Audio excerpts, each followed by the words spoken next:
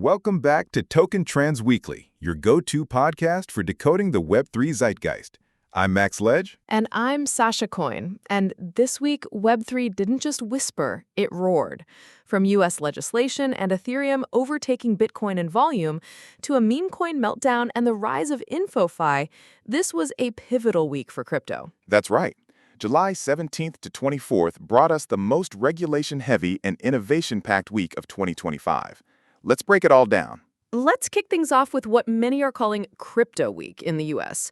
On July 22nd, President Trump signed the Genius Act into law, giving the U.S. its first stablecoin framework with real teeth. This is major. The law requires U.S.-issued stablecoins to be backed one-for-one by dollars or short-term treasuries. Yielding is banned. And the oversight is shifting from the SEC to the U.S. Treasury Department. It adds a layer of institutional credibility to stablecoins. At the same time, the Clarity Act is progressing through the House, aiming to shift more crypto oversight to the CFTC. The message from Washington is crypto is here to stay. Markets responded quickly. ETF flows into Ethereum skyrocketed, signaling serious institutional confidence.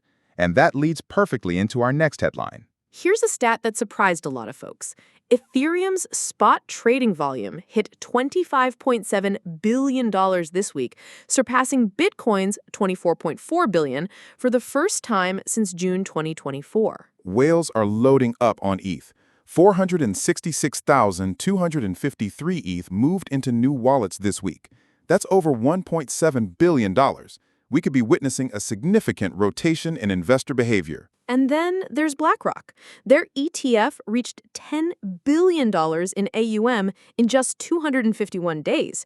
That's one of the fastest climbs we've ever seen. Ethereum isn't just catching up. It's leading a new phase of the market. Let's shift into something newer. InfoFi.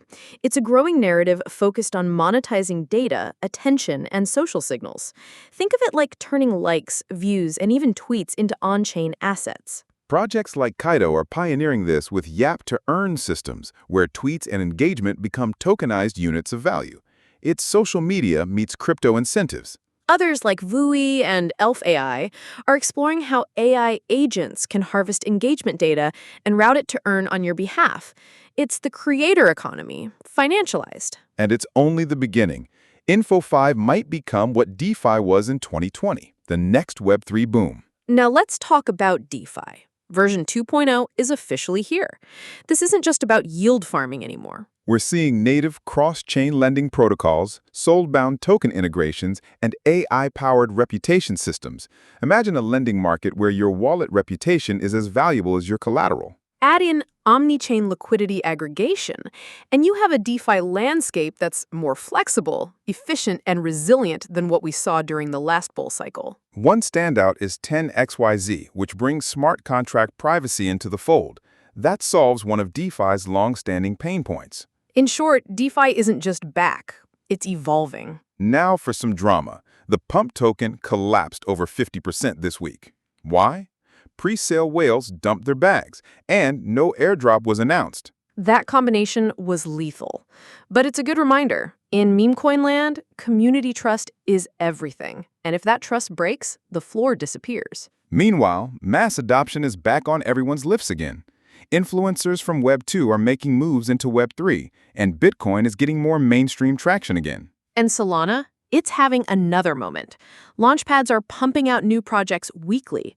One vault on Tansy pulled in $400 million in deposits in under 7 days. It shows that both the app chain thesis and Launchpad excitement are far from dead. NFTs are showing signs of life again. Bored Apes and CryptoPunks both saw floor price increases this week as ETH rose. We're also seeing a rise in decentralized social platforms. Farcaster, Lens Protocol, they're gaining traction as creators search for platforms that offer better monetization and data ownership. That connects right back to InfoFi. These social primitives may be soon the backbone of how users earn, spend, and signal in Web3. So what's next? Keep your eyes on restacking narratives. They're heating up again. Also, Ethereum's volume dominance. Can it hold? And don't sleep on tokenized real-world assets or T-bill-backed stablecoins. If the Genius Act created a runway, now we're waiting to see who builds the fastest plane. Oh, and don't forget to check InfoFi engagement dashboards. Kaido, noise, yap counters, they might just be early indicators of attention as alpha. What do you want us to dive into next? Drop us a tweet at TokenTrends.io. Or send us a voice message on Lens or Farcaster. We love hearing from the community. That wraps it up for this week. I'm Max Ledge. And I'm Sasha Coin. Thanks for listening to Token Trends Weekly. Stay curious, stay decentralized.